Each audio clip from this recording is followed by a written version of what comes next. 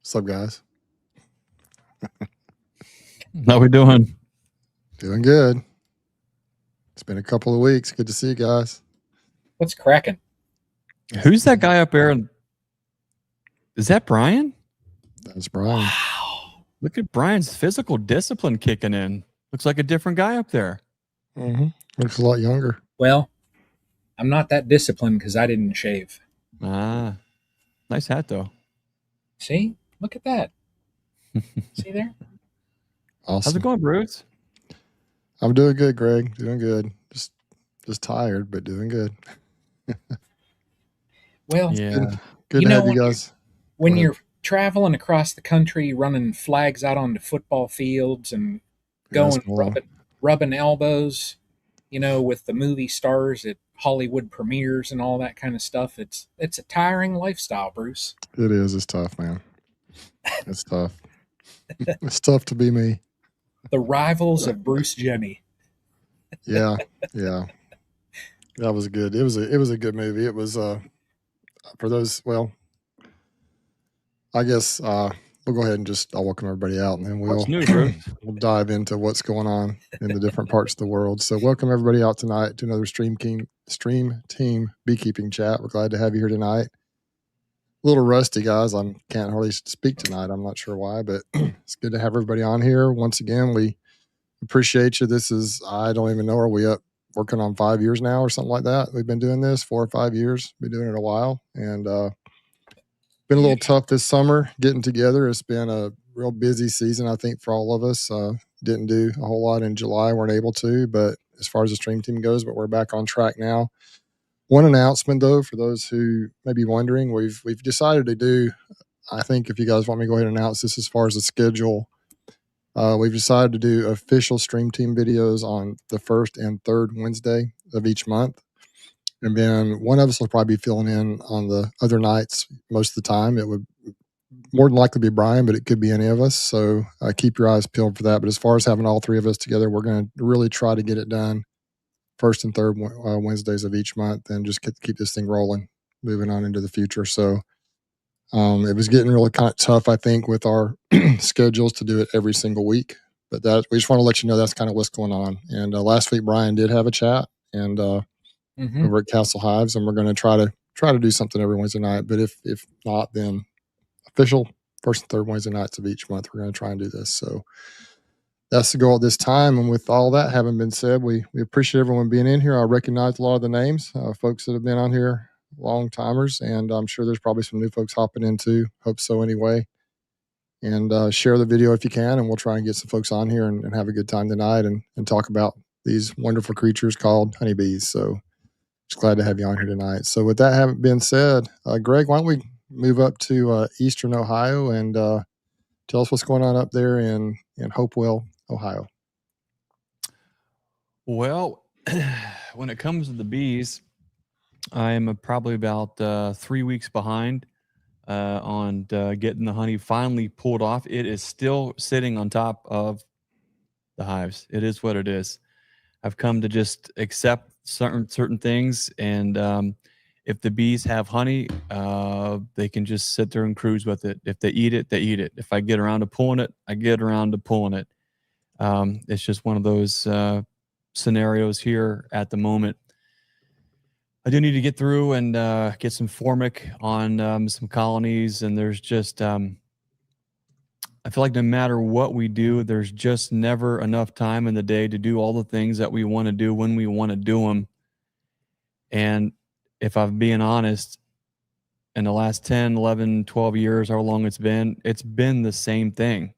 No matter what program we put in place, no matter how we scale up, scale down, it just it's a real challenge to do it to the fullest potential that you can.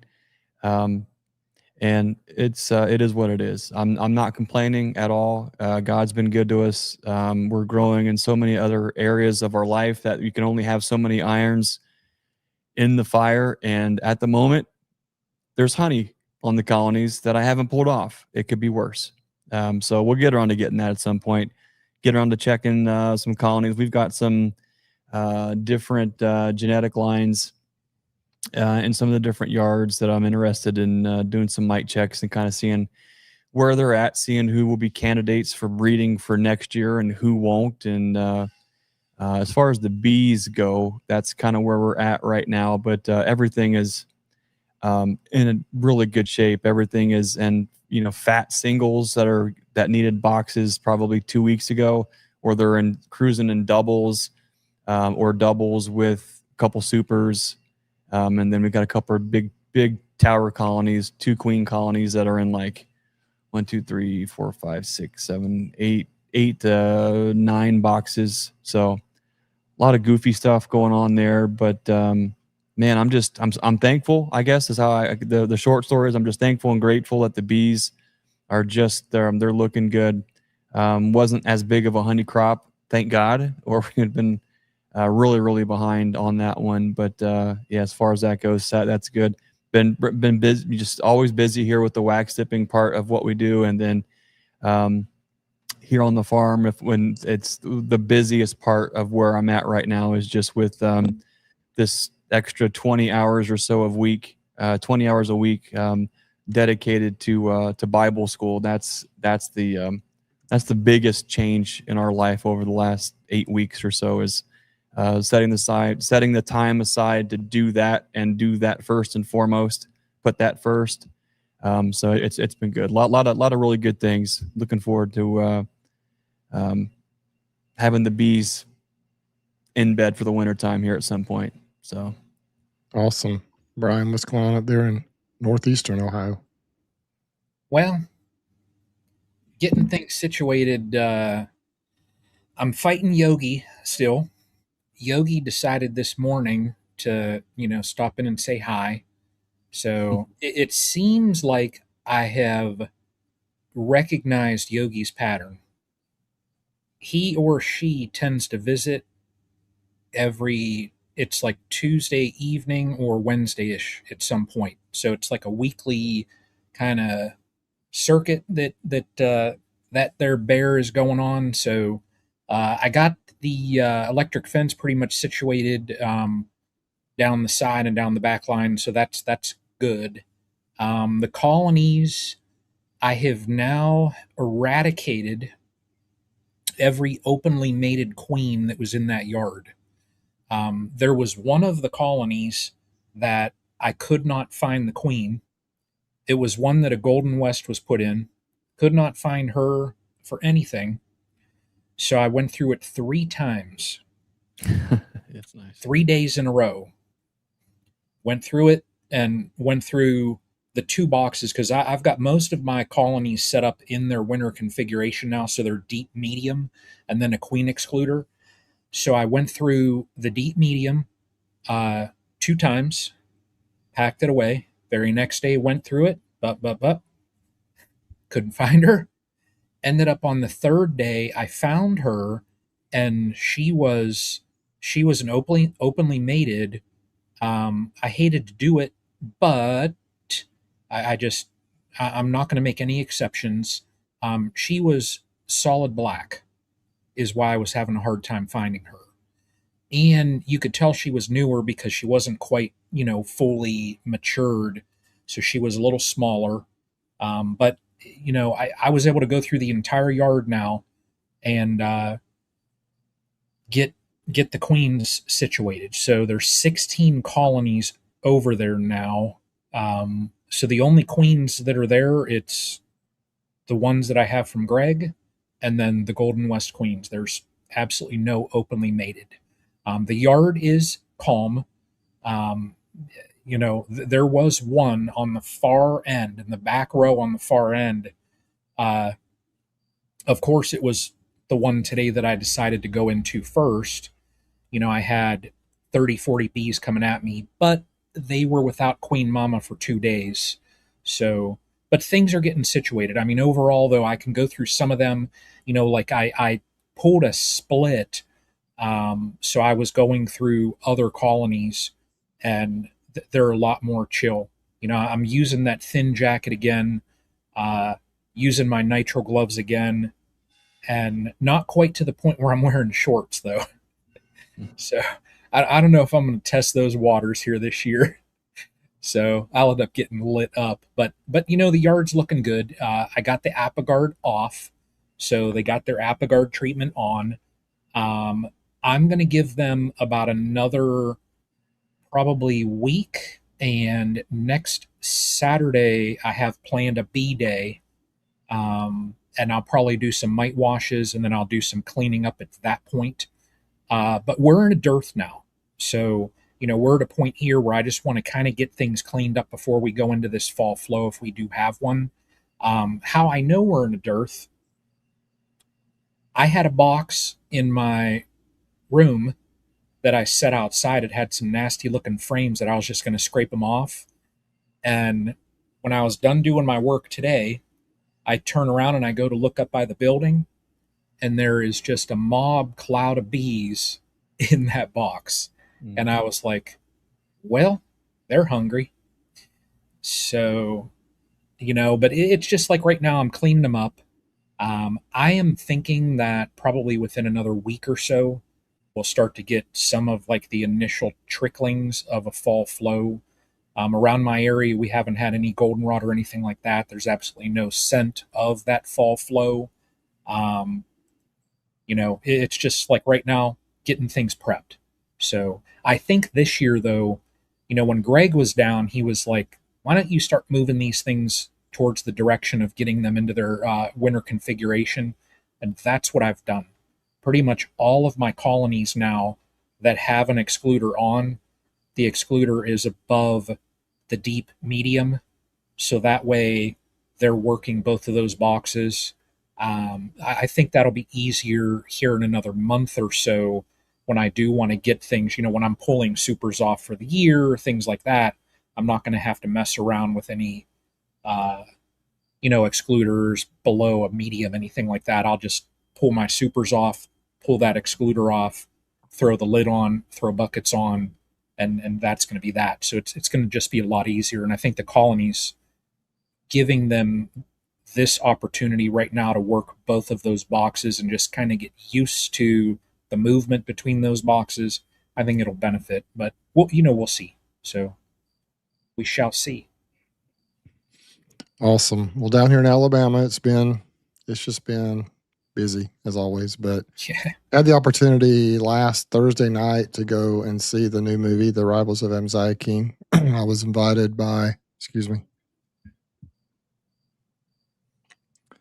Adam Hickman at Foxhound Bee Company was able he invited me. I'm not really sure why, but we had a great time. The interesting thing about the movie is that it was filmed here in Alabama, actually up around around the Birmingham area, different spots.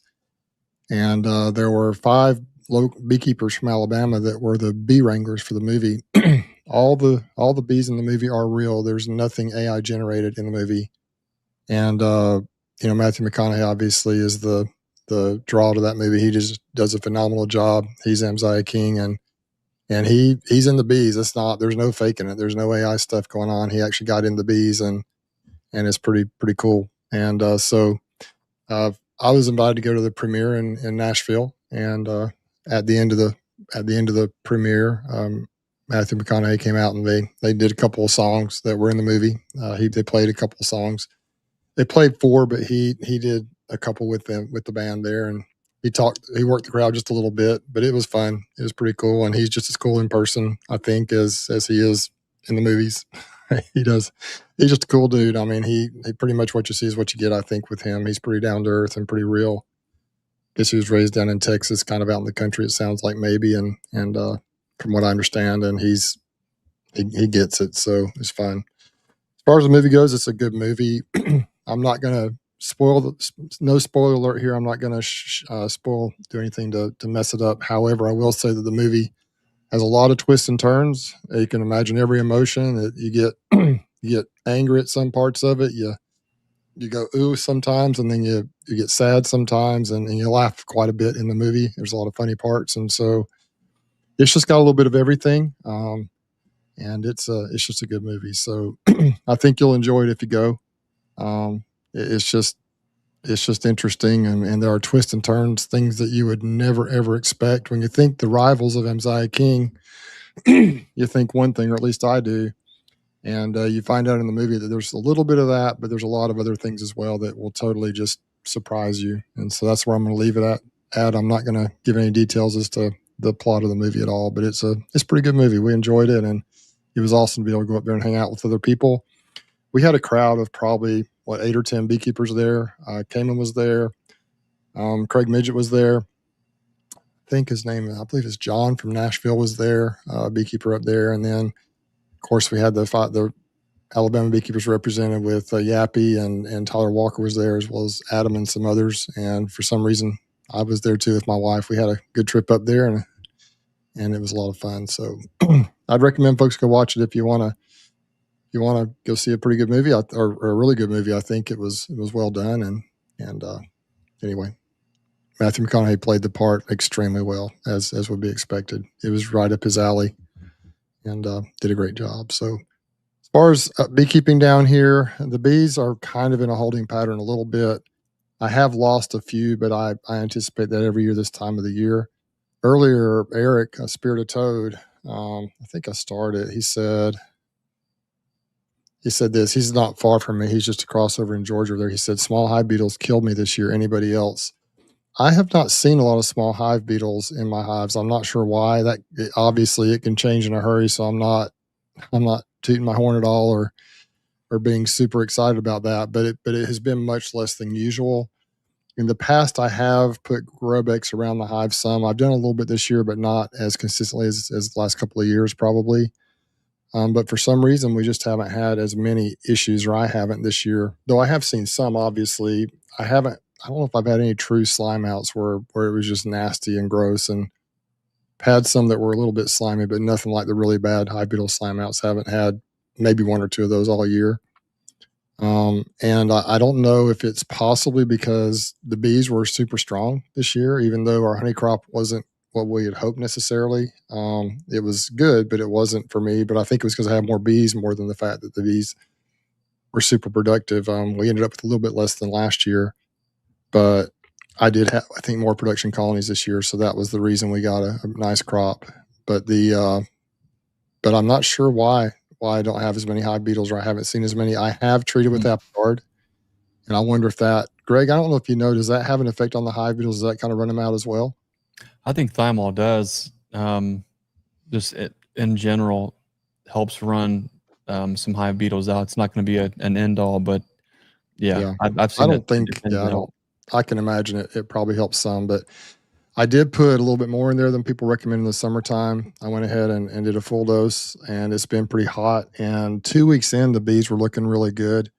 I will say it does pretty much shut the queens down, which probably also helps to contribute to the death of the mites.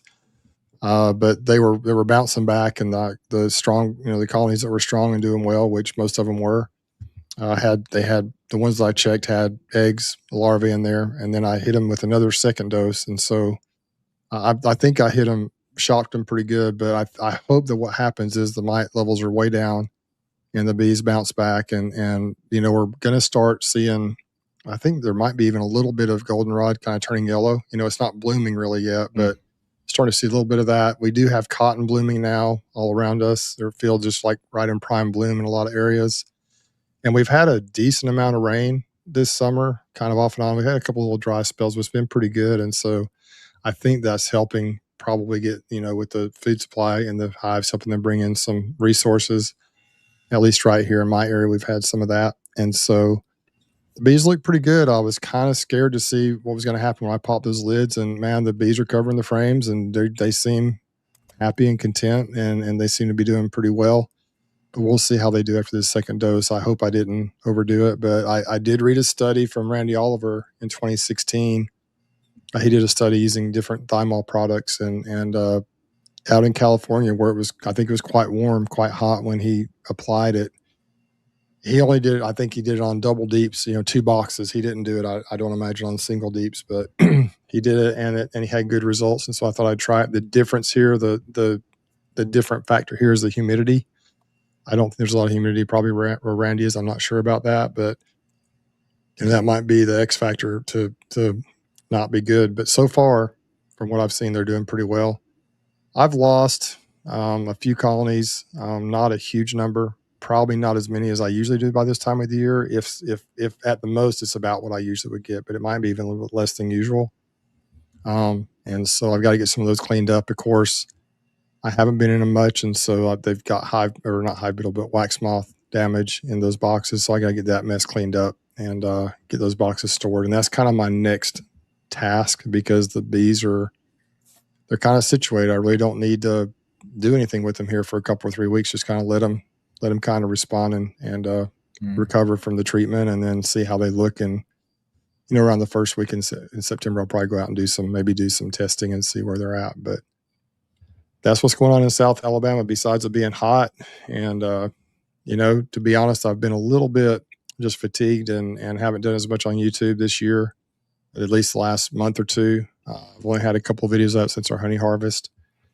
It's just been I haven't done as much with the bees. I've been out of town a lot. We've been real busy. But it's amazing, guys, how you can just not go out and be in the bees every week, and somehow there's still bees in those boxes. And that's one thing about bees that's a little better than some other type of livestock you have, is there is a little bit of wiggle room. There's a little bit of a little bit forgiving there, that you can leave them alone. They are technically wild animals, and so they can survive a little better than maybe more domesticated animals that have to be fed and really catered to. So that's what's going on down here, where we're at with everything. And I look forward to, I don't know if you guys can hear the thunder out there. We got a thunderstorm rolling through, but I look forward to going and checking on them, and hopefully them building up strong and going into winter strong. That's what my hopes are.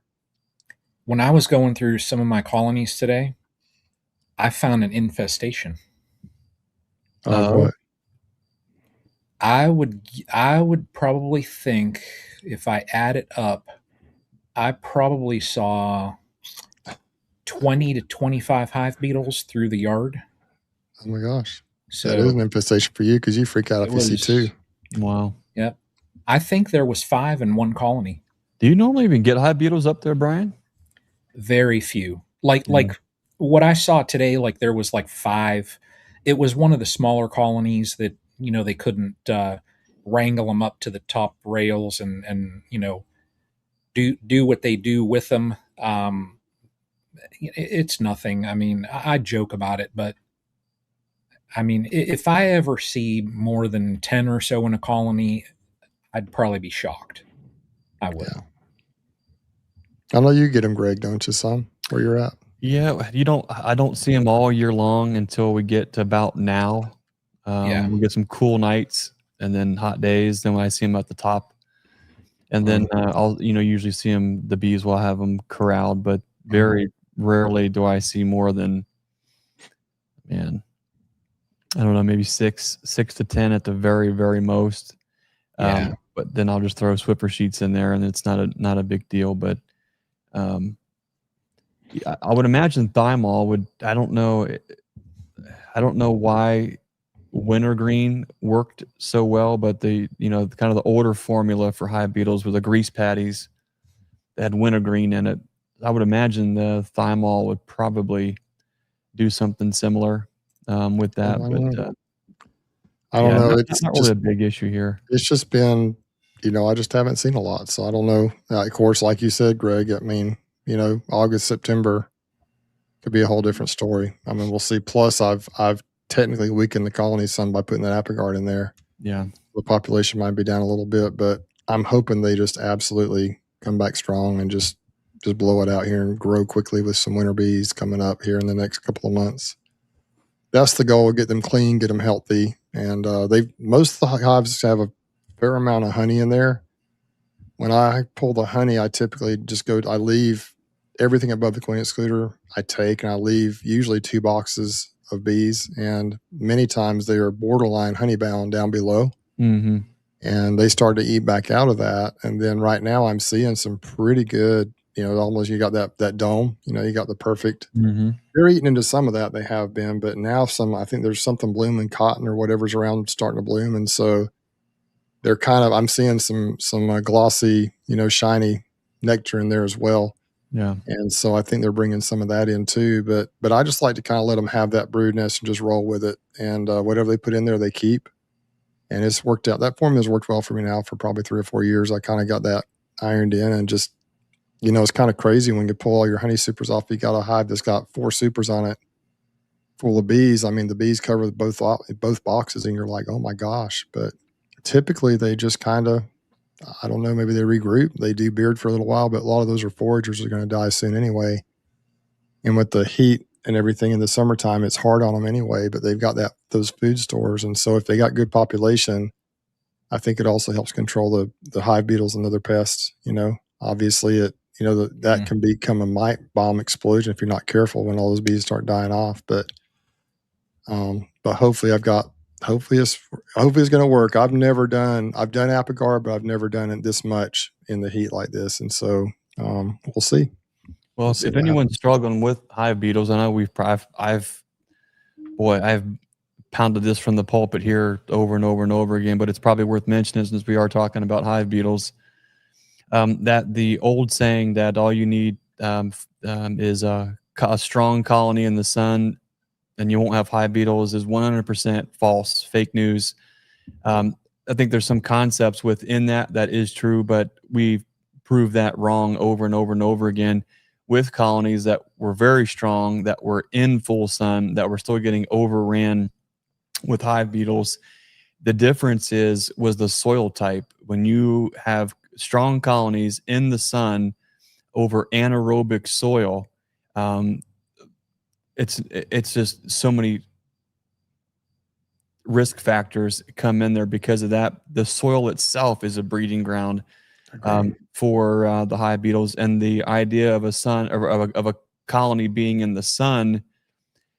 That's true if you have friable drain soil that does drain well. But if you don't, it doesn't matter if it's in the full sun or not. If you're on like at the old farm, north facing hillside with spring seeps and sedges and all that just nasty anaerobic soil.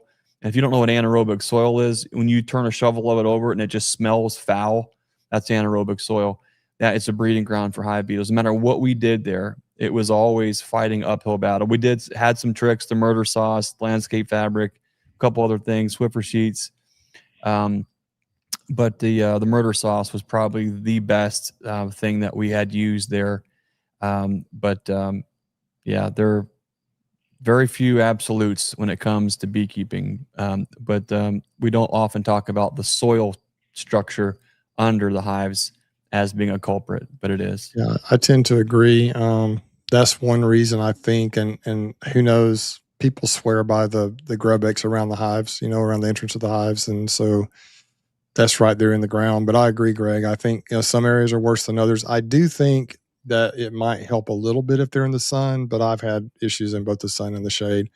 If I have a dead out that's fairly recent that had a lot of honey on the hive, I pull it was in the sun or the shade. If I pull what tends to happen is the wax moss and the hive beetles tend to move in, and you'll see the webbing from the wax moss, but then again you'll see the little larvae from the hive beetles up in the honey, it seems like, and they just destroy it. It melts, and if the bees don't rob it out, especially like if there's a flow coming, I guess they just don't rob it out as much, if at all. And so when you pick that box up, what I've noticed is I think you'll see a lot of the yellow pollen on the bottom of the box on the bottom board.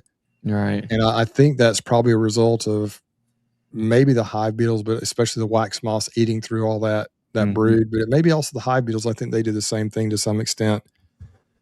But boy, if you take the old hive tool and if you see some larvae up there and you see a few beetles around, if you take that hive tool, remove the boxes and take the hive tool and just scrape that yellow pollen I layer. smell it. It smells kind of bad, but the biggest thing that you see is just thousands. It's like a maggot factory down there. Like I can smell that with the torch. You can smell it and you can see it too. I can smell what a torch smells like to that Exactly. right now. So that's the next step, is take the old blowtorch and it smells like burning hair, but it's one way to get rid of them, because you're talking thousands and thousands of larvae on there squirming around. And if they drop into the ground, and they may even that I don't know if you call it like that layer of pollen that I guess they're consuming that and they're growing and they're eating and maturing. maybe they just go ahead and reproduce and mature there. I'm not sure if they do or not, if Yeah. they have to drop into the ground, but it's the thick, They it's do right usually there. it can be like a half inch thick Just a sometimes, and mat so of gore.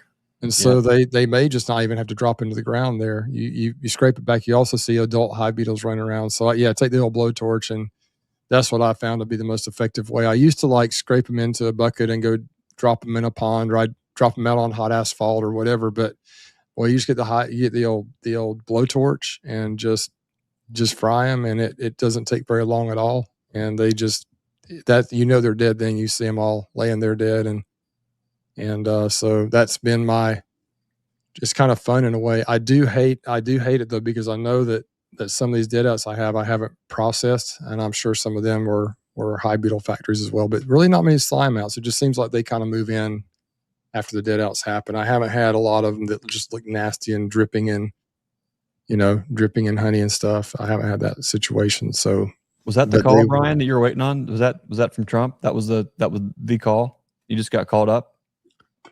Was that the Trump call? You're funny. He was getting a special invitation from Matthew McConaughey for his movie. Right. Watch the movie with him. Helicopters landing in the backyard. Right. Well, they didn't put in the chopper pad out in my place yet.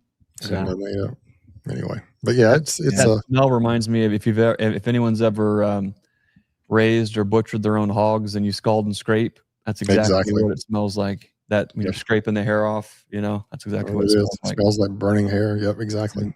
It's true. So I guess we've talked a little bit about what's been going on. I'd like to tell everyone thanks. We got a few comments, some super chats here, and I want to recognize Brian. Thanks so much for the super chat. Really appreciate you, man. Better late than never. Stream team for another 10 years. Maybe so. We'll see what happens. But we do apologize for coming on late tonight. We were having some issues with technical difficulties, I think, and anyway, we got on. I couldn't even access StreamYard. Every time I went to launch it, it said technical difficulties. Hang tight while our team opens additional resources. I'm like, oh my gosh.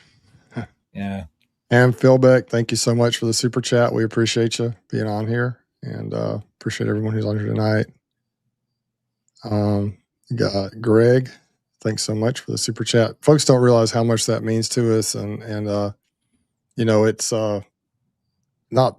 I don't do YouTube for the money, because I'm not going to become rich doing YouTube as a beekeeper. That's just not going to happen. What? That's funny. But every little bit does help. It helps. Frankly, admittedly, it does helps us feel good. It helps us realize that what we're doing means something. For sure. And it also does help with any future equipment or anything we might need. And it just kind of helps keep things rolling, and it makes it worth our time, so to speak, to do this. We really appreciate it. Yeah, this is true. I see Eric Spirit of Toad says beekeeping isn't a hobby, it's a second job. And that is true. If you work full time, it turns into be its own. Like right now, it feels like just with the beekeeping, with the supply side and it's like too many hour a week jobs. It's like you have two jobs. Yeah, we're doing both. The ministry part now it's 3 jobs. It's anyways a lot, but we wouldn't do it if we didn't love it. I do enjoy it, but I am trying to be more efficient. And when I used to get in the bees, I still am in awe sometimes, but I used to be in awe and want to see everything. Now I just want to learn how to be more efficient and have good, strong bees and not have to be in them as much. And sometimes I do like to just kind of take my time and go through, and just really enjoy the smells and the sights and everything that's in there, and just marvel at it. But it also gives me a rush to be able to get through it as quickly as possible, and then see the bees explode and grow, and check in on them, and not have to go through every frame. And I don't think there's anything wrong with that, especially folks on here who might be new, or maybe a little smaller, not as far as like more hobbyists that just doing it mostly for fun. Take your time and learn from the bees, but I'm at the point to where efficiency is also is important as well. So nothing I like more, though, honestly. One of my favorite things to do is to, like, you're in the evening time, especially out there at Appleton Farms is a perfect place for this. There's that little pond right there beside the bees. It's just a nice layout with the bees there, and that sun setting over the horizon there, and the barns in the background, and just kind of drive along and look at the hives with my truck, with the window down, and just see the bees buzzing around. And it's just kind of it's a therapeutic thing to do. especially when there's a honey nectar flow coming in. You can smell that nectar in the air, the honey in the They're air. happy. Yeah. That's really a big time thing in Slocum, where all the bees. I've got like 30 or so colonies, and they're all real close to each other. You kind of walk amongst them, and you can just smell that beautiful honey coming in. I love that. But There's a weird sensory thing that it's hard to, I don't know how you could measure it. And I don't want to get down that road, but when you're walking into the bee yard and it's late in the day and they're still determined, and the plants are still producing or still hanging on. But if you think about how much vitality is in the ground, is in the air, is surrounding you when you're in that yard, when the plants are producing, when the plants are like fulfilling their purpose, when the bees are fulfilling their purpose, and somehow you're in the midst of it all, blessed with the opportunity of fulfilling your purpose too. There's something special about the vibrancy, the existence, the energy in that moment where everything is just fulfilling its purpose all at the same time. That's an incredible feeling, and with all the sensories, and you can't help but just pick up on that. Absolutely, it's just. I was up at I don't know. There's a man here in Alabama. His name is Jimmy Rain. If you've ever heard of Yellowwood pressure treated lumber, a very successful man. Now he's actually his business that he built is just phenomenal. But he has hired me to put bees on his property, and I'm kind of like his beekeeper. They're his bees, and just kind of let the cat out of the bag on that. But I was up there last spring after I put the nukes in those hives. I got the hives and all from the Copper Plus Endura Hive wax tip Propola boxes, the best that you can get, and put them up there. They're beautiful. But I just remember one day I was up there, probably within a month, even of after installing those nukes in the hives up there, and one of those hives, I was kind of looking in there, and it just was doing so good. And I just remember people would have thought I was crazy, but I just basically just leaned over and just took in a great big smell of those bees. And it almost is like it's like a rush. There's definitely something to the smells that are in a beehive. I'm not sure what it is, but maybe it's the pheromones, whatever it is. It smelled so good. They were bringing in nectar, and it was just literally, it was like a high, almost like a rush that I felt. And it's just so cool to know that's something that people who enjoy watching videos but don't really want to have bees, they can't really understand that aspect of it. They can see how cool it is to look at the bees and to learn about the bees and how awesome they are. But all of us on here who have bees and understand there's a little something different about actually getting in the bees, the smells, and even when they're fanning and you can feel the air. It's just, there's something about it. They're flying all around you. There's something about it that's just really cool. But anyway, let's a couple more of these comments here. Feathers Flowers, thanks so much for the super chat. That's super sticker, $5. Appreciate it so much. That helps a lot. 21st Bee, Michael, thanks. He says here's the stream team will be at the Midwest Honeybee Expo. That is true, and it will be a good time. We'll be live there. It'll be a good time once again.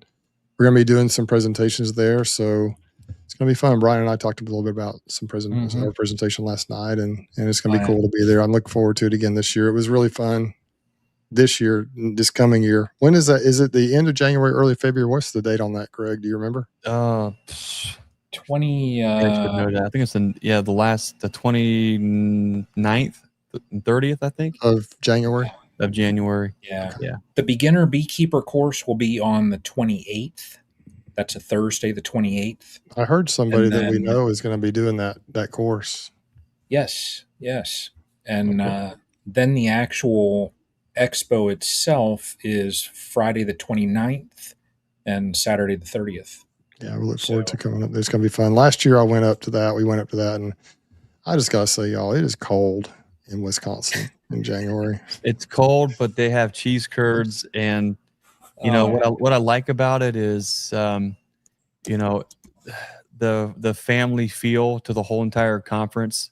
It's like back in the old days, when you get conferences that are 400 to 800 or so in size. It just has a certain feel that it 100% loses once it grows from there, and that's what I love. For us, I think it's an honor that exclusively this Bee Expo exclusively has the stream team, all three of us together, but then also there's some individual opportunities and some breakout sessions. You can't beat it. So if you're looking for a conference to go to in January and you're looking at all of them, we would encourage you to take a look at the Midwest Honeybee Expo up in Wisconsin. We're all going to be there.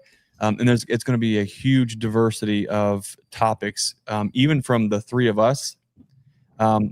That's going to be diverse, but then the quality of the speakers that are going to be there is also going to be diverse. So you don't want to miss it. If you can only get to one of them this year, one conference, I would highly encourage you to check out the Midwest Honeybee Expo at the end of January. It's going to be a lot of fun.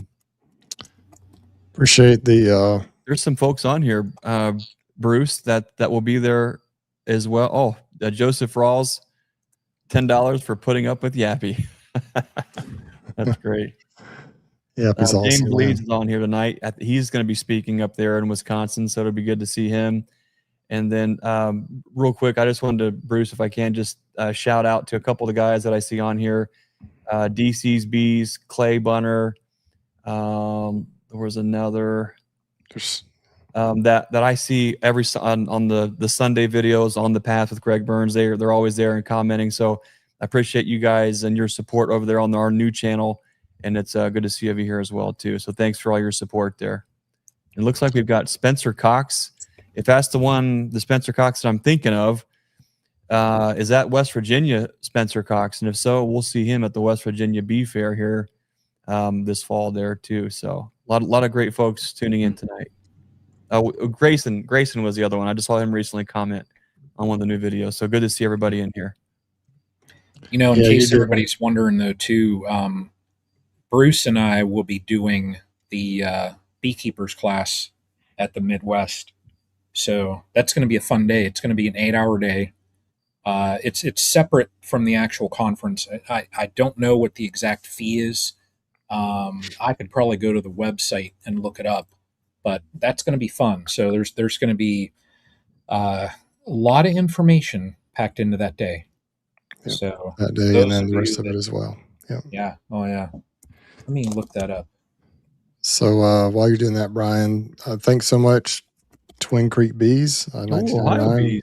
Ohio nice. Bees, and hashtag Trump loves bees. We do know that there is a beehive at the White House. We do know Brian just took a call, and it could have been from Trump. I wish we would have had like the Chinese, like we just would have stopped and just been like, ching chong, ching ching ching chong, wang ching, then cut that as a short and had it on replay for like 10 minutes.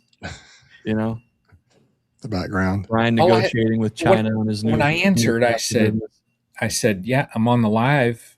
And all I heard was, I've got the most fantastic swarm. The bees, you've never seen bees calm like this. Very, very calm bees. The best bees. They told me they're the best honey producers. So, and I'm like, I can't help you. I got to go. I didn't know that you were. Tell them if you get the fuel prices down, maybe you could afford to drive there. When they say Brian's on the swarm catching list, that's what they mean. From the White House, they just call them up and just say, hey, they'll send you a private. And the helicopter's in the backyard, Brian. I don't know what you're waiting for. I know. Grammy, appreciate it, Lisa, for the super sticker. Lisa's a great friend of the show. She's a great friend, period. For anyone who knows her, Lisa's just awesome. And she's a good gal. We appreciate having her on here. She's a tremendous friend to anyone who knows her. And well, we have 2 Spencer Cox in the business in the beekeeping industry. So looks like this one here from White Church Apiary is from South Carolina. So there we go. There's 2 in the fold. That's cool. Yeah. So we're at a point in the video where I'd like to just encourage everyone to, if you have any questions, any concerns, any comments you'd like to add, go ahead and just throw them in there in all caps. We're going to answer a few questions. We just went through all the comments and questions just then, but if you have any questions or anything you'd like to ask, we'll be glad to answer them. Right now is a critical time in the beekeeping year. I wanted to take just a few minutes, each of us, maybe talk about some things that we're looking forward to the next year. Really, that's right now is time to get ready. some things that you're doing right now, or I know we've talked about a little bit already, but what are some things that we can do to, yeah, go ahead, Brian, if you could capture some of those. I'm watching. Some things that we can do, each of us, regardless of where we are in the world, globally, the same principles apply. Obviously, it's different time frames and things, and with different floral sources, and the weather's different everywhere. But what are some things that are super important to do in preparation for winter? And Greg, what do you think? What are some things? I know you mentioned you're still working on getting some things done, getting your honey off and stuff. But what do you really want to focus on when it's time and you're getting ready for winter? Well, not only are we thinking about winter, but we're thinking about splitting season in the spring already. So right now is not just a time to try to get the bees further down the road so you can get complacent during flannel and chili cook-off season. We got to be thinking about what's happening next year with our bees and put them into a position now to where you can meet those goals. And that's probably hard for folks to think about. But what do I mean by that is if you have a colony right now that's in double deeps, and we want to be thinking about right sizing our colonies for the winter time, but also be putting them into a position where they're in the right equipment for the spring. For me, what that means is trying to get mediums out of the equation as much as possible. So everything is in double deeps. And if something's a little bit too fat and busting out of a double deep, I'd rather equalize and bring that into a little bit smaller of a colony. What I don't want, as I'm going to try my hardest this year, is to not have any medium boxes on any colonies going into the wintertime. Because what always happens is when you come out of the spring, they're in the top box and she's up there and she's brooding. And for me, since most of what we do and focus on is selling nukes, to me, look, I can only sell so many medium nukes, but it's so annoying to have the queen up there brooding, the bottom box being empty, and then have a medium box on top to either reverse or to cut a nuke out of and then pull things back down. So I'm going to make sure that I'm in double deeps across the board. And right now I'm thinking about getting the honey off, treatments on, keep getting them in double deeps, and save the mediums. Medium lives matter. Medium hives matters. I hate them. I just absolutely hate them. If I was tough enough and strong enough, I would burn them all to the ground. Would never look at another medium box ever again if I could. Wow. I just It's love harsh. all deeps. It makes it so much easier. And I just, if anything, I'm growing impatient and I'm growing tired of nonsense. And to have a colony here with mediums and a colony here with deeps and I just tripping back. Like if I was stronger, or I could figure out the labor a little bit better. Singles though, Greg, like what I've done with the deep, and it's kind of like hybrid because like right now I'm transitioning them to the deep and the medium, but for the bulk part of the year, like when they really start brooding up, uh I mean, you figure mine are just in that deep, but then it's medium. So I don't ever lift a deep, you know. Yeah. Good question for you, Greg. You're never going to sell me back on Hanley's Homestead, PJ. Greg, do you already have drawn comb for all doubles, or are you pumping feed to them? Right now, this year, because of we're actually in a good motion because we get everything that comes out of the winter, we get them built up, and then we're pulling nukes out of those or splitting those out, pulling nukes out of those again, and then we start to kind of just downsize things and just start to, like, we're not trying to get little 3-framers hanging on, like we're downsizing everything so we can throw a whole box that has 2 or 3 frames of bees with no queen in it, some resources, and just put that on a really strong single. Let them figure it out. Let them go into it. I do have, probably right now, I don't know, maybe a skid or 2 that's boxes with drawn comb to put on things as they would need it here a little bit later and possibly put feed on them. But because of the kind of strides the colonies, we've somehow hit a really nice cycle with growth, and then where the feed picture was this year, where I have had to feed very little. I mean, probably 90% of the colonies haven't had any feed at all. Very, very little. So that's kind of been nice. So most of these colonies already have drone comb, and when we're pulling, several hundred nukes out of these, when you pull that out, we're putting 5 new frames back in. They're drawing those out. So it's just a part of our frame recycling program, I guess. When I'm pulling the nukes out, I'm mostly putting new frames in, letting them fill out for the rest of the year, maybe pulling 1 more nuke out of it, putting 5 more frames back in. So overall, that reduces how much drawn comb I have to store. Hope that answered the question. Sounds good to me. Brian, I know you have a little bit of a different wintering technique, or you're maybe doing something a little bit differently right now. So what are you doing in the next few weeks to prepare for winter? I mean, I've already, oh my gosh, I started my winter prep. Oh man, what it would have been 2-3 weeks ago. So getting the treatments on. I actually was talking the other day at the Bee Club. I had a couple people ask me, they said, when are you planning on doing treatments? I said, have you treated since earlier in the year? They said, no, we're not quite sure when to do it. I said, now. Yep. I said, do it now. That's you know, and I was standing next to one of the other club members, and I said, all right, I said, I'm just going to paint a scenario here. Okay. I'm going to paint the picture. I said, if Cece, who's sitting here, is sick, she's got viruses, she's got the flu or whatever it is, she's sick, down and out, and really not feeling well. And I said, you need her to take care of you. I said, if she's sick, how good of a job is she going to do raising you up so that you're healthy to last through the winter? Yeah. So, and they were like, yeah, that kind of makes sense. I said, hit them now. That way you clean them up now.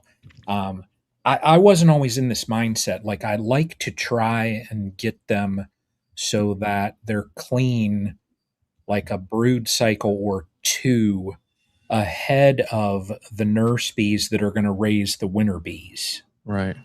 And that way they're all clean.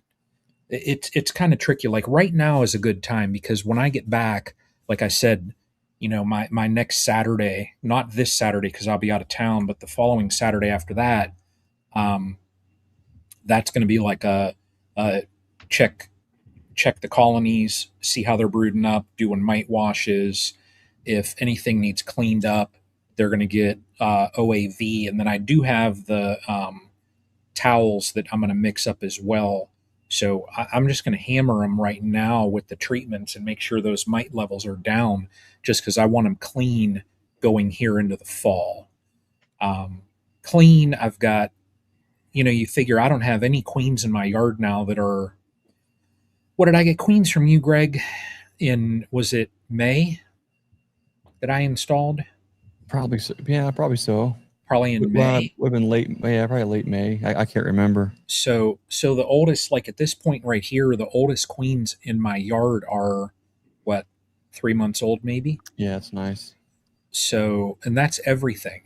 Brian, do you find that your clubs overall, and let me ask that a different way. Actually, I'm not gonna put you on the spot and ask you that. I'll say this: there seems to be, I don't know why Ohio seems to be the breeding ground for ignoramusness, but it seems like bee clubs are still teaching folks to use staghorn sumac berries in their smoker for mite control, which is the absolute most ridiculous thing ever in the world. Number one, are they doing that? Number two, they're teaching their members to don't even worry about testing or washing for mites. Just put Formic on in October. Wow. And I'm thinking, what in the world are you doing? And there's this bleed over, and these folks come here and they ask me these questions. And I'll run them through all the reasons and they say, well, that just makes sense. How come they're not teaching that? And I don't know. It's convenient that some of the clubs that aren't teaching proper mite control at all are the same clubs that'll sell you a package of bees again in the spring. Yeah. But there's a vicious, ugly cycle where there is poor information constantly getting pumped out to folks. and they don't know the difference. But Yeah. staghorn sumac berries is not going to remove mites out of your equation. And waiting until the end of September or October to put formic on, and that's the first time you've even talked about mites It's at all. crazy. It's a death sentence, and it's Yeah. just flat out ignoramusness, and it drives me up a wall because there's Yeah. real potential to mentor folks and to get them on the path, and yet they're not. It drives me up a wall. Our club, there are some old school beekeepers in there. Um, we had kind of a little blowout at the meeting on Sunday. There's a beekeeper who sent letters to all of the board members, other than me. You know, she sent the letter to the old VP. And I loved it when she texted me and she said, "Did you get a letter?" And I said, "What letter?" She said, "Okay, you didn't get a letter." And they know who sends this letter, but she never signs it. That's And bold. they've already said before, if we receive a letter, as the board, if we receive a letter and it is not signed, we're going to simply do this. I'm going to read it. If you can't stand behind your opinion, then we're not going to give you the 2 seconds to read the letter. No. So she sent it again. And this, from what I understand now, is the third year that this has happened. So our president, I loved it. He said, because Sunday, we were just prepping for the Canfield Fair that's coming up. We were taking care of certain duties and things like that. It's more or less like a prep for the fair meeting. And we were just going over like some club things. And the president stood up and he said, "Now I want to talk about the coward that we have amongst us that for the third year in a row has sent out letters and doesn't have the backbone in her to sign her name." And I just did this and I'm like, well, Bruce is on a roll. You know, his name is Bruce also. Oh yeah, no, yeah. And she started going. This lady stood up and started going. And I had to step up and be like, okay, stop. You know, but she doesn't want, she's very old school. She's 80 years old. She doesn't want infused honey sold. So no hot honey, no this and that. She don't want candles. No, if you're going to sell products related to beekeeping at a fair, and this fair, they get average daily traffic, they will have 50 to 60,000 people go through this fair a day. So it is a very large fair. They sell a ton of product. She doesn't want anything other than honey. And I Okay. told her, I said, It's like, okay. while that's your opinion, I said, here in 2026, I said, hot honey being one, I said, that is a very hot seller. I said, you have to learn to adapt to the customers, or you are always going to be stagnant, always sitting in the back. I said, all the products that are sold there, they're all beekeeping related. So the one board member makes like earrings and stuff, but they're all like they're little honeybees. You know, they have all kind of different things that are sold, but everything is beekeeping. And then she was upset because she's like, oh, well, the club takes 20% of the profit. Well, go to a market and see what they It's your charge. marketing platform. Yeah. Sign the letter and let's have a conversation and let's see if we can move the club forward. That's the whole goal. Oh, it was And Greg. if you don't It was like hilarious. it, you know, that's it, that kind of stuff. There's nothing worse than the anonymous quarrelsome. I have a problem. Like that doesn't fix anything. When we had problems with bee clubs, it was no problem. We that's fine. You guys do you. We're going to teach people the right way, and then we're going to keep reteaching all the nonsense. End of story. We're just going to move things forward and do the right thing, and we're not going to ask anybody to do we're just going to do the right thing all the time. But if you're going to write a letter and you want something to change, sign your name so you can have a conversation about it. Yep. And see if you can work together and find out, something that works better for the club. If she's 80 years old and she's a beekeeper, she's done something right to stay alive until she's 80. And if she loves bees, then she's worth being heard. But sign the letter so you can actually be heard and come to an agreement and move everything forward. We can always learn Yeah. from everybody. Iron Oh yeah. sharpens iron. That's right. Yeah. I Yeah, was it's coughing though a little bit. you I don't know know, if it's there are so many opinions out there, and I just my opinion is just do you, and I'll do me, and we'll go yep. from there. So Yeah. we have This some. Go ahead. no, I was just gonna say though, like the club, they have oxalic acid. They have vaporizers. They have two vaporizers that club members can just go and sign out. One for each county. So I mean, they do promote treating colonies. There are a couple members that are treatment free, and there's really never like a bickerment. Yeah, Like in social whatever media, you works. get the back and The forth. results will speak for Um, themselves. right.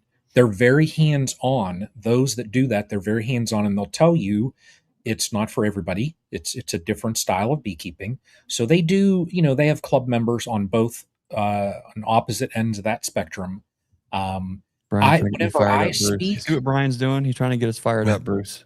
whenever I speak though, I always, and if people ask me, I always like I tell them exactly what like University of Florida, and then what I've learned through the years though too.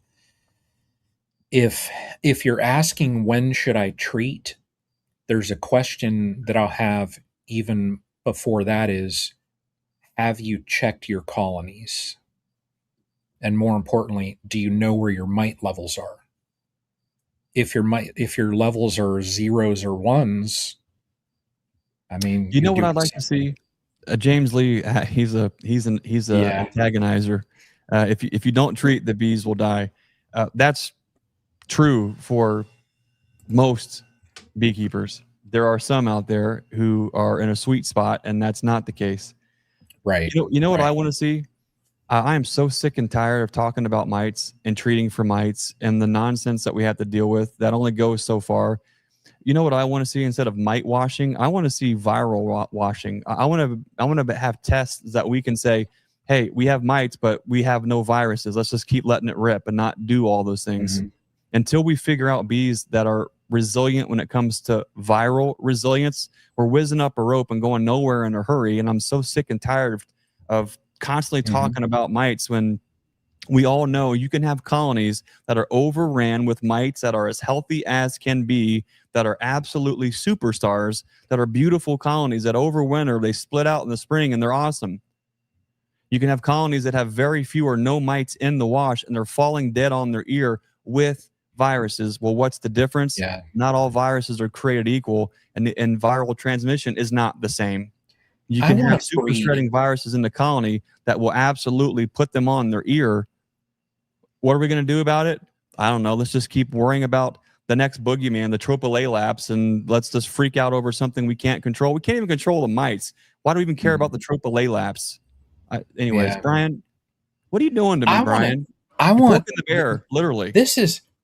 See, I'm going to keep.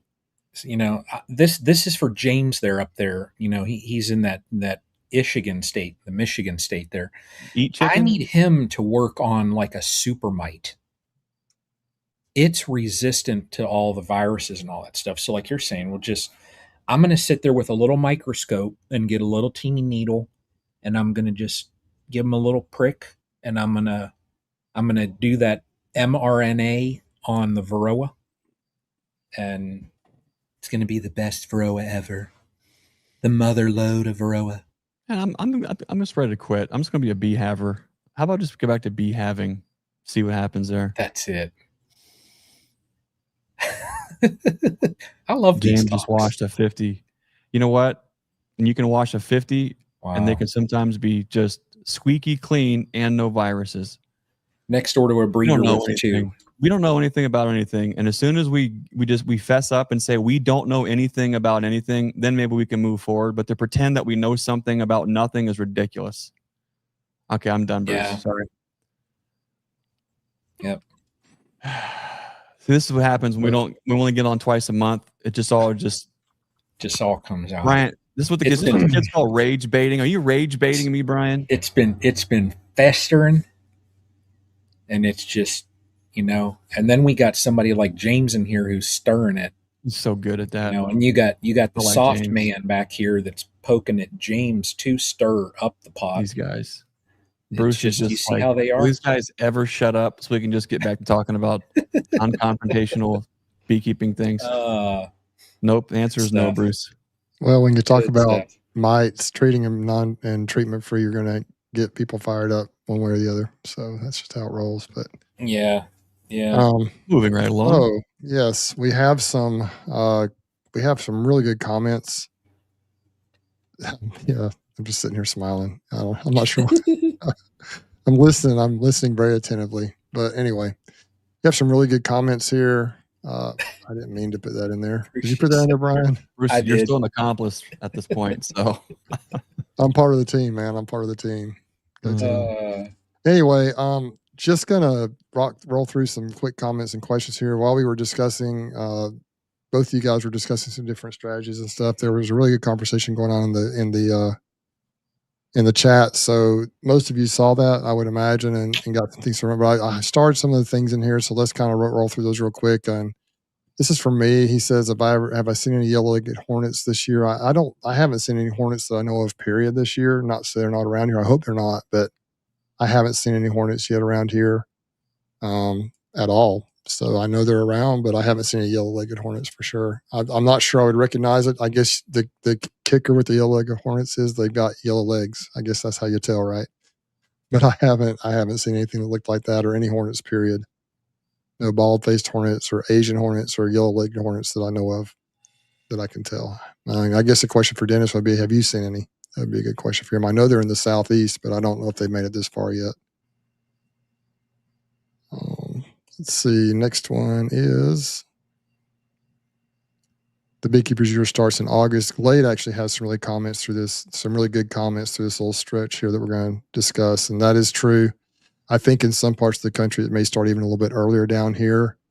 Pretty much when the honey comes off, you're starting to kind of get ready for next year. And yeah, July 4th, August, somewhere in that time frame. Yep, I'm with them. Yeah, it's right now they should be, especially hopefully my bees will be clean enough and ready enough and building back up enough when whatever type of fall flow we have kicks in, that they'll really just take off and just fill the hives up with bees. They traditionally do, but we'll see how they do with the treatment I use this year.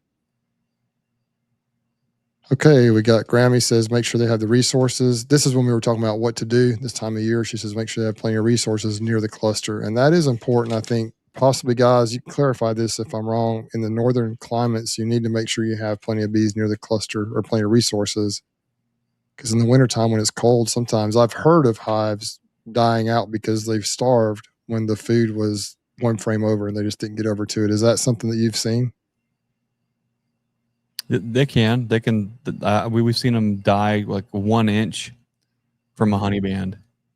It was just so cold. It got down so low they couldn't create enough heat. They couldn't get to it. It happens, or it'll be a frame over, or those are always the worst ones, where it was like just this close. And fondant nothing would have helped in that situation. They just couldn't physically move, and that could be a virus thing. They just didn't have enough guts left to get to where the honey was at. But you guys, when you're like -20 up there, I don't know how bees survive that anyway. So -23 actual with 21-hour winds. I mean, you're just asking for it. Yeah, it's dumb. Yeah. Eric says replace bag queens. That's a good strategy. Yep. If you have access to winds, always pays to do that, so that's good. A bad queen rarely gets better. The only way she gets better is when you dispatch her. Joey Rawls, are we eating cicadas yet? They're just starting to. And I wonder if he's asking because he knows. It's been how long is that? If you can ever find that video, I've got this big old beard that's not gray at all, but the boys were little, and they triple dog dared me to eat one, and so I did. And if you've never eaten cicadas, they're kind of like a wet, warm, gooey cashew, same kind of flavor. And really, that part I caught one the other day. Like it's like that initial crunch, and then that wet squirt of gooey cashewness isn't the worst part. It's the involuntary response of the legs that just kind of keep choking you down as you're trying to swallow it. That's what kind of gets you. This coming from a guy that drank Hive Alive straight out of the bottle. So hey, why not? I mean, if it's survival, why not, right? Yeah. Just Um, think if you dip the cicada in Hive Alive. Or we could just go biblical and have cicadas with honey. Just live in the wilderness on locust and honey. That's it. all right. Lisa likes to go deep and a medium for winter. I do Never have some of do. that configuration, but I prefer double deeps just because of some of the things Greg mentioned earlier, where spring splits are much easier if you have consistent, size frames. But that just works best for me. I do have some deep and mediums, and that is a very good size for a cluster It'll work or for a brew sure. box here in this area. But it can be a hassle sometimes. Brian, I'm not medium It- shaming you, Brian, by the way. Just No, because I you love know. Like, mediums, it's a purely a functional thing for us. yeah, Yeah, and I use when mediums you're for honey for sure. I've got Oh yeah. 300 medium supers, so that's not an issue for me Yeah. at all. when you're doing things at a scale at a level where you are, for what I do, it wouldn't make sense.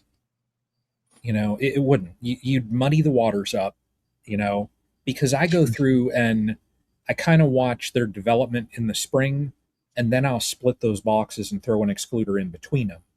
So, yeah, there will be a little bit of brood in that medium, but I'll throw an excluder on there, put the queen down below, and just let that brood emerge out. So, Yeah.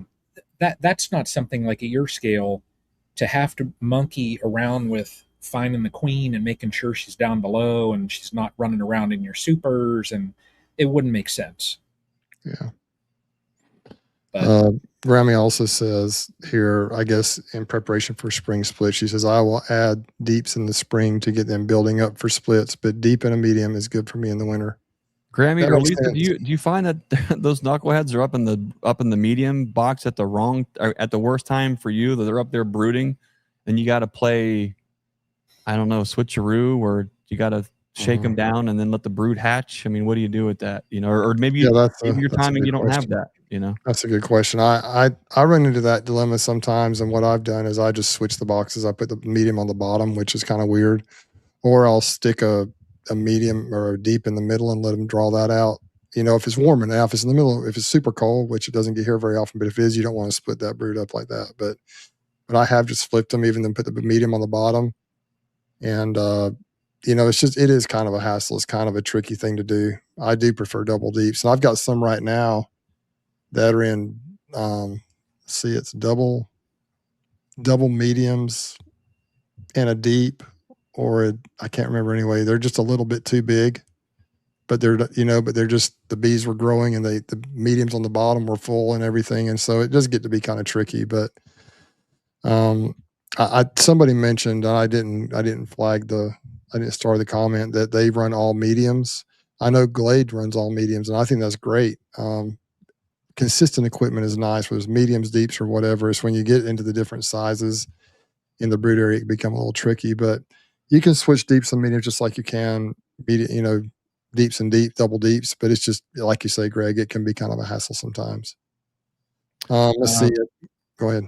Just a real quick thing there, because I know everyone's dying to know at this point. Where'd it go? James Lee says, if you like cicada, he has 200 pupa for you. Now, while you were talking, Bruce, what you said was important, but I did squirrel dog and I did some scientific research.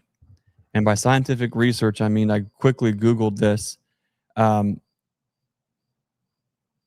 much protein is in a queen bee pupa? And nobody Google it, but guess. Bruce, how much protein is in one queen bee pupa? You mean like weight, or what do you mean? Like how many grams of protein? Like if you're going to eat this, how many grams Is of there protein? even a gram? Is there even a gram? Well, I don't know. How much does a queen bee weigh? I have no idea how much a queen bee weighs. how much But protein? I imagine it's a yes. lot. I imagine it's a lot for. I don't know. I don't know how much queen bee. I have Okay, no idea how much. fine. So I No would one's look gonna like an play. idiot. All right. On a fresh Okay, raw tell weight me. basis, honeybee pupa generally contain 15.2 to 18.2 grams of protein wow, per One pupae. 100 grams. So 1.5 to Oh, 1.8 grams of protein. So I drink like these energy shake or protein shakes, 30 grams of protein. That would take I would need 30 of those, James. Or no, I'd need more than that. I would need Oh my goodness gracious. Oh, that's not a lot of protein. If it's 1.5 per hundredweight,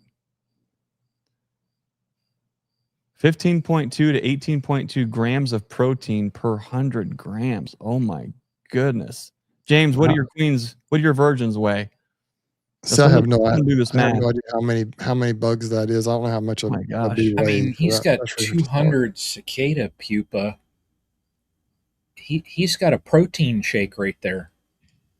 There you go, Greg. Raise some. Oh wait, I'm about 400 or more. 400 or more queen. I don't know what he's saying. He's got 400 more. Oh, he would need four. Let's see. So why are you messing around with cicada pupa? No. He's got. Well, I mean, maybe he's doing that, but maybe it's. I thought he was maybe talking about he's raising some late queens or something. Grammy says just put it in your protein shake, and then if they were high protein. If they were high protein, maybe you would, but if it's only 1 point, let's just say it's 2 grams. Okay, so 1.75 to 300 milligrams for a queen bee. That's not impressive. He's doing assays. 300. He's fancy. That'll be a lot of bees. That'd be a lot of bees. The juice is not worth the squeeze on that one. Yeah. All right, let's go back to the questions here, comments. Yeah. Utah Bee Man Glade says here, this is what he's doing right now in August, important time of the year. Winter prep, pull the honey, mite treatments, pull the queen excluders, and make sure the queen still has room to lay, and feed the white hives. Yeah, pull a queen excluders. Pro tip, pull them. Don't leave them on all winter. This is an ask me how I know. That did not work out well for me last year. You said all the workers move up and leave the queen behind. Didn't you do that to like 30 or something like that last year? Yeah, it was not good. I think I don't know that any of them made it. I think most of them were dead because they. So did the bees move up and the queen stay below? That's exactly what happened. Yeah. That's brutal. That's awesome. Or their food was above in the double deep, or there was a story and a half, and the food was up, and then they couldn't get to the food, and they all starved below the excluder. And I even put I even put fondant on those too, so that's like another waste of time and money. There's fondant on. Live and learn, always in the beekeeping world. This is what Michael says. 21st bee. Right now is when I'm seeing the difference between this year's queens and the older ones. That's a good point. Already planning on how many new queens I need to make next year. So he's planning ahead, working on that. So that's good. So Michael's going to injection mold new queens. Russell Koopman says it's harder to get bees. Is it harder to get bees to draw out comb this time of the year? And so we got a couple answers in here. Grammy says,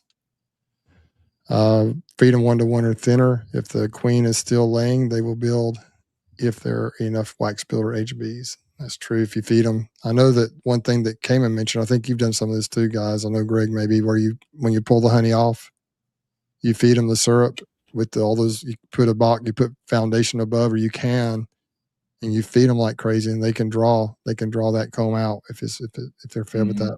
I guess lighter. Would you use lighter food, or you use just the full strength all the time? Well, I think that you're asking for a catastrophe if you do that in most parts of the country, unless you have longer or more consistent flows.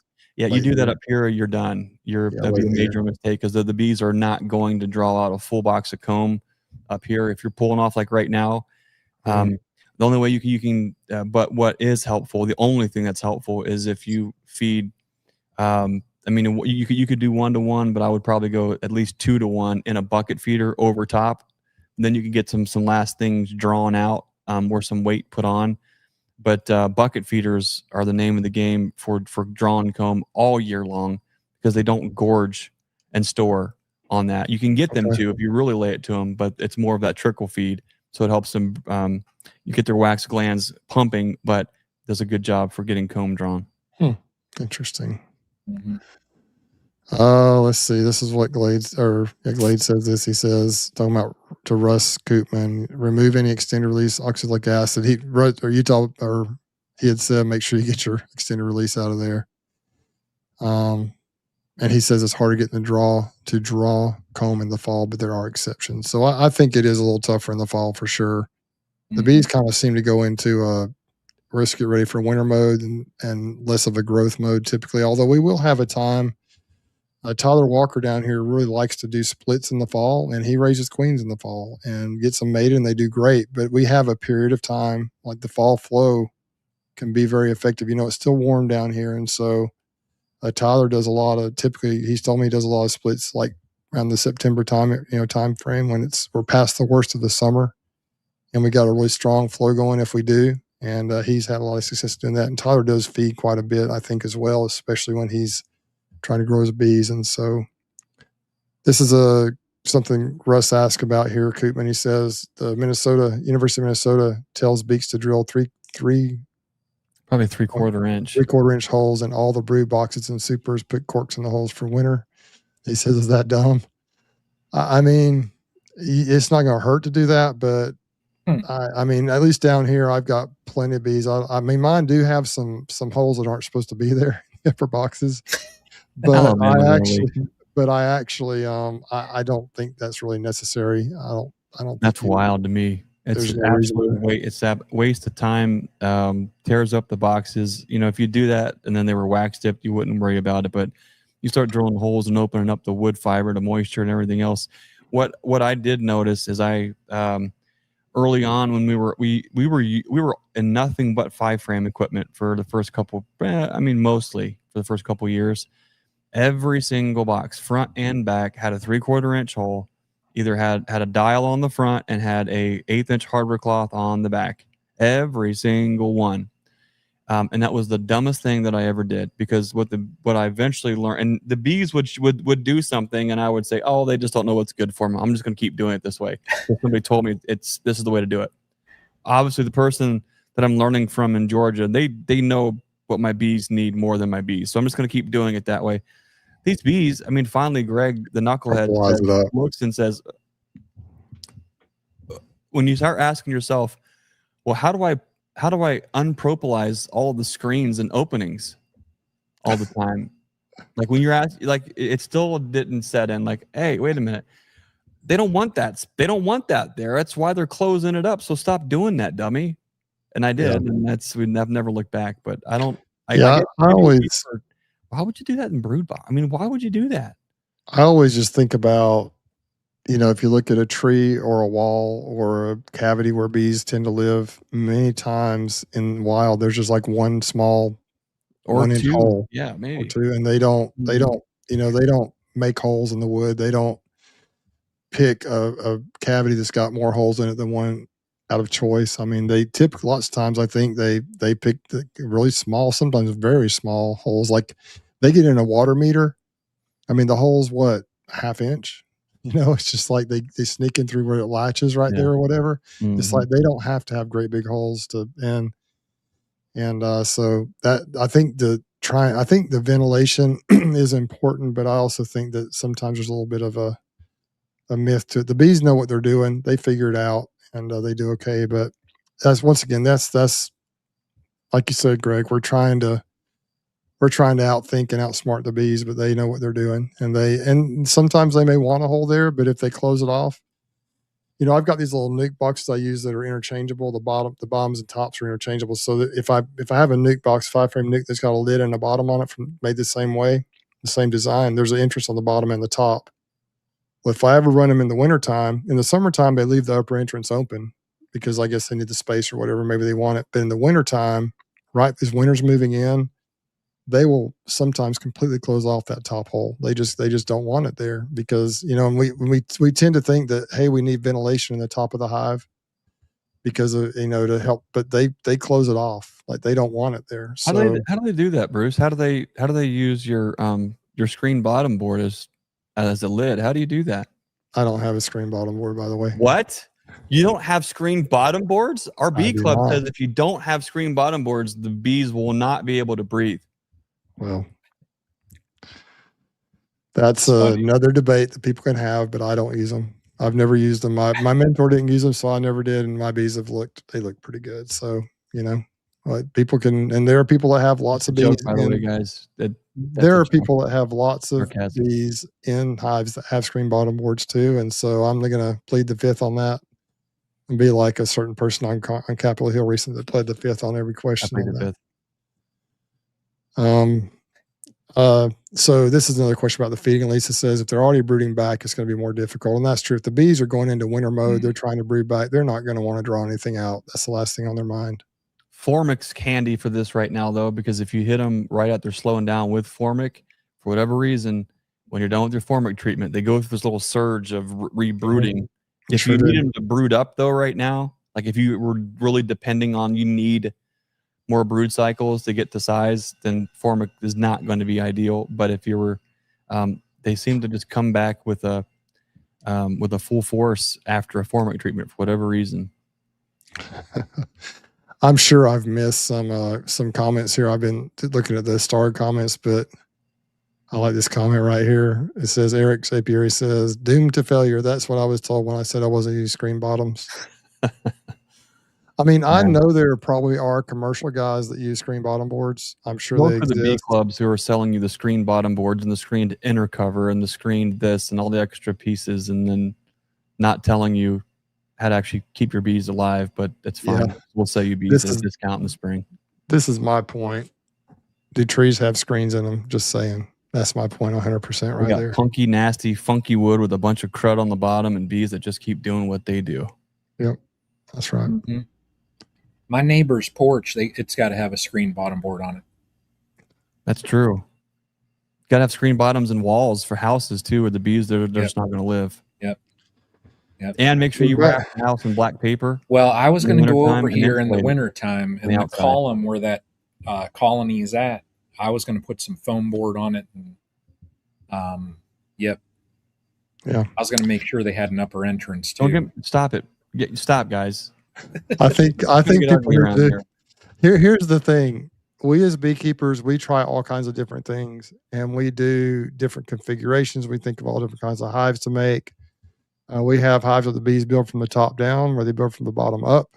We have all kinds of different things. We have screen bottom boards. We have plastic hives, wooden hives, metal. We have everything out there, right?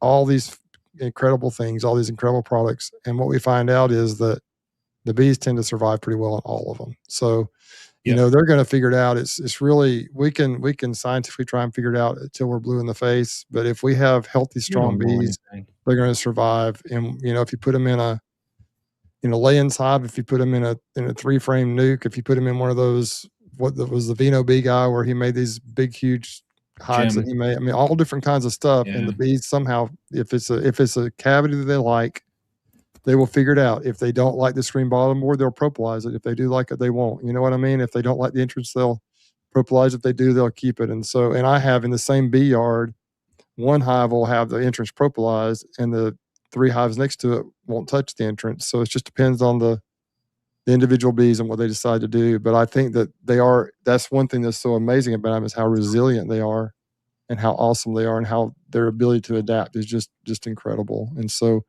all we can do is try to manage the space and try to do what has worked for us in the past, and maybe try new things as they come out, but just realize that, you know, the bees are going to do what they're going to do. And I guess part of the husbandry of beekeeping is to just kind of figure out how to help the bees achieve the goals that they want to achieve, and how to work in I guess in union or in conjunction with you to achieve your goals as well. So that's, you know, it is crazy how much money and effort and time is spent on inventing all kinds of new, reinventing the wheel. And the bees just move into this cavity and they start building column. That's what they're worried about. You know what I mean? They're just worried about growing. They're worried about making babies and making honey. That's all they're worried about. Yeah, well, you try putting a bee tree cavity for sale in a catalog, okay? You just try to do that and see what happens. If anyone's listening and you're new to us and you're picking up some sarcasm and some, you know, some edgy humor or sour grapes kind of mentality, you've got to understand that between the 3 of us, the thousands and thousands and thousands of colonies that we've ran in our beekeeping journey, and all of the dumb, ridiculous things that we have spent money on, or were sold on, or were all in on to do, to find out that it was absolutely ridiculous, ignoramus, and didn't work at all. That's why we get a little bit passionate about some of these things. So please don't take that as a I'm going to say this, and I'm just going to go on a limb here, and anyone that says contrary to this, I would question their integrity. But we've spent 4 years as a stream team talking about bees. Guys, we don't know anything. We know nothing. We literally know nothing. And anyone who pretends that they do are a liar. Hands down, 100%. Because the more we learn, the less we know about any of these things. Every year we try to figure it out. We try to put it together a little bit better every single year. But there is not a single person who has this figured out. I don't care how big their YouTube channel is. I don't know how smart that they sound or how many letters they have behind their name. They don't know anything. They never have and they never will.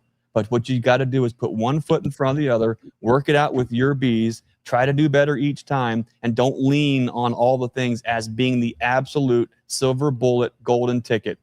It's not going to work. Right. All right, guys. It's getting late. Greg, I'm getting grumpy. I need to eat some protein. Sorry. Brian, what you got coming up in the next few days? Brian, in the next few days? Mm-hmm.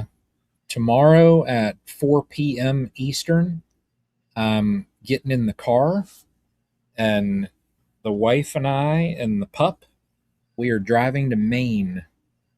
So we're going up to, we're staying a week up in Maine, and we're going to go to like Acadia National Park. We're going to go on a whale tour, eat some good lobster, seafood.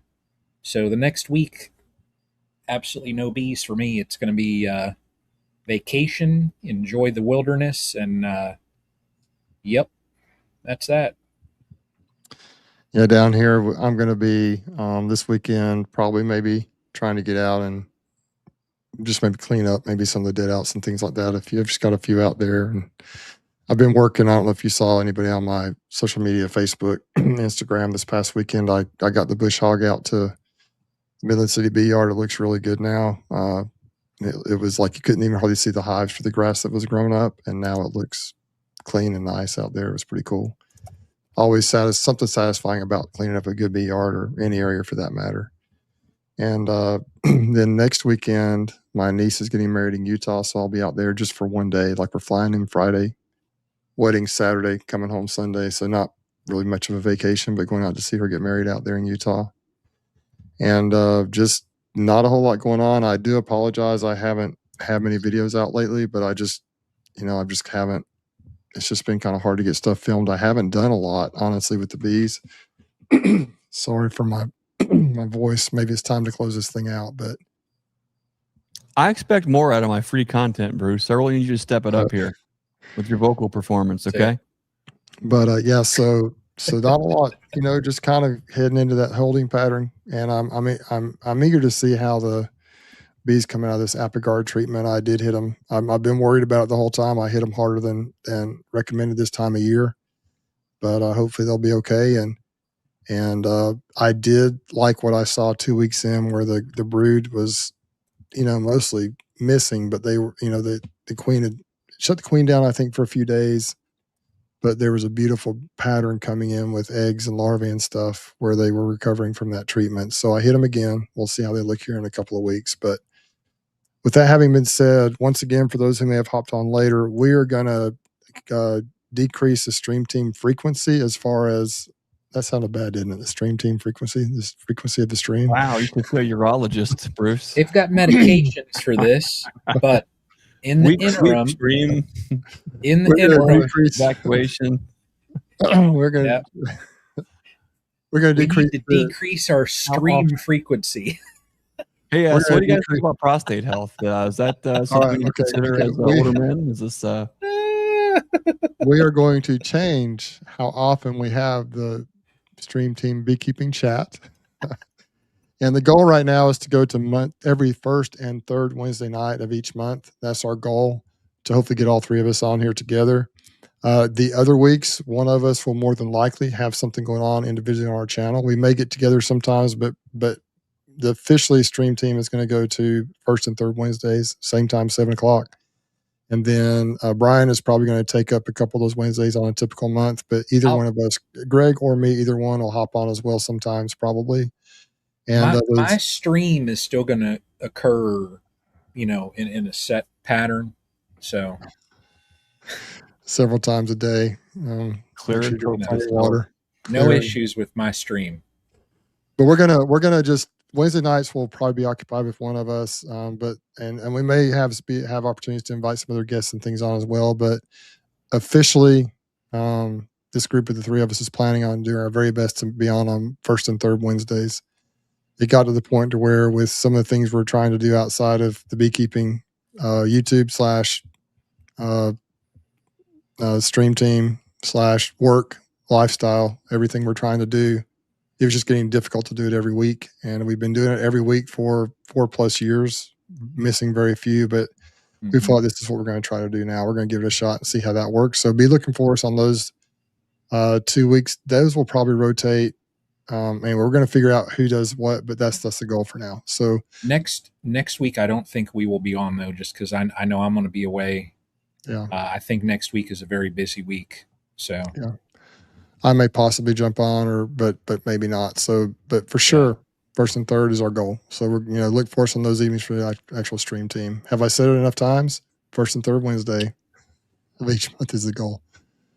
With that having been said, Greg, I do want to also emphasize that the Rivals of Mzi King, I have seen the movie. It was really good. It was very unique for those who jumped on a little bit late. It's just kind of, in a way, a bizarre movie, but it keeps you guessing the whole time. There are some absolute shockers during the movie that you did not expect coming. Also, get a new character to introduce. One of the main characters in the movie is the young lady you've probably seen it as, and she is introduced in this movie. She does a really good job. And then we've got, there's things about the movie that make you they're hilarious. There are things that make you sad. There are things that where you kind of jump up and, it kind of surprises you and shocks you a little bit. And it's a pretty good storyline. It's nothing like I've ever seen before. So if you want to go watch it, I think it's worth a watch, and let us know what you thought of it. Anyway, with that having been said, Greg, I'm going to turn it over to you to close it out for tonight. Wow. Well, gee whiz. Thanks, Bruce. It's been a real solid stream tonight. A lot of clear, concise, copious information that, anyways. Where do you go after urology jokes? I mean, where do you even go from there? Everything just the whole thing's just flushed right down the toilet from here, isn't it? yeah. But and there's so much going on. Shout out to what have right now I'm like a ricochet on fire. It seems like I'm going to be visiting with the Tri-County Bee Club here in Ohio next Wednesday. From there, we'll be down in West Virginia at the West Virginia Bee Fair, September 18th and 19th. Man, that's got look at the lineup on that. It's going to be awesome. Kaylee Richardson, she'll be there. A lot of other great folks are going to be there too. So that was her debut into the conference scene, was the West Virginia Bee Fair this September. That's going to be pretty cool. I'm looking forward to the Bee Expo, the Midwest Honey Bee Expo up in Wisconsin. The stream team, all three of us will be there. We'll probably be out of urologist jokes by then, but maybe we can put something together. If you're looking at, if you can only get to one conference, which one do you want to make it count? I would highly encourage you to check out the Midwest Honey Bee Expo. You'll see the whole stream team. We'll be there. There'll be several sessions, breakout sessions, where it'll be Bruce and Brian. I'll be doing one. We'll be doing something together. It's going to be a great time. So if you want to come for the fellowship, hang out with us, ask questions, maybe bring your own fun urology jokes. I don't know. Those go to Brian. He's the best at that. Definitely come check that out. For us here on the farm, what's coming up next week, man, where our direction is in life, it's just there's nothing to apologize about. Life has a way, God has a way of sorting things out, and then making your path clear. And right now, we're putting God first in all the things that we do. So with the seminary, with the time spent for that, that's where a lot of my main focus is. If you want to come visit videos that have to do with that, every Sunday morning at 7 a.m. on the channel On the Path with Greg Burns, come check us out there. After all of those things, that's our priority. After those is when we get to beekeeping related videos and things like that. And right now, that has not been a priority with everything else that's been going on. And I hope you guys understand. And I hope you understand when I say that I'm not sorry about that. It reminds me of an old gospel song. If you remember, maybe you've heard it before. I think it was the the Happy Goodmans, I think they sang it, but it was I never regret a mile that I traveled for the Lord. Sometimes this path right now is just, it's hard to do all the things that you want to do when you want to do them. But the main thing is, and even in your beekeeping journey and in your personal life, putting the right things first and foremost, and then everything else falls in line from there. That's kind of where I'm reminded at right now. We could be putting our time and efforts towards things that make more money, or things that do this, or things that do that. But I am reminded of the scripture that what would it profit a man to gain the whole world but lose his own soul? Think about that as you're wrapping up your beekeeping season. Put your plans in place for next year. Start to think about those things now. Make it count the time that you do have that you can spend with your bees. Make it count. Make it count so you're freed up to do other things as well that are maybe more important than that. Okay. A lot more I want to say about that, but for now, we'll look forward to seeing you, the stream team, every first and third Wednesday, rotating on the 3 of our channels: Bruce's Bees, Castle Hives, Nature's Image Farm. I want to thank you guys so much for joining us tonight. It's always a good time and fellowship here. We appreciate you guys. We love you so much. Thanks for spending your evening with us. And until the next time, we just want to remind you to be the lighthouse and be who God wants you to be in this world. We'll see you next time. Thanks for watching. Oh, wait. Got to hit the end thing. I'm slacking. Smile. Just smile for 10 more minutes and pretend it's going to end on its own.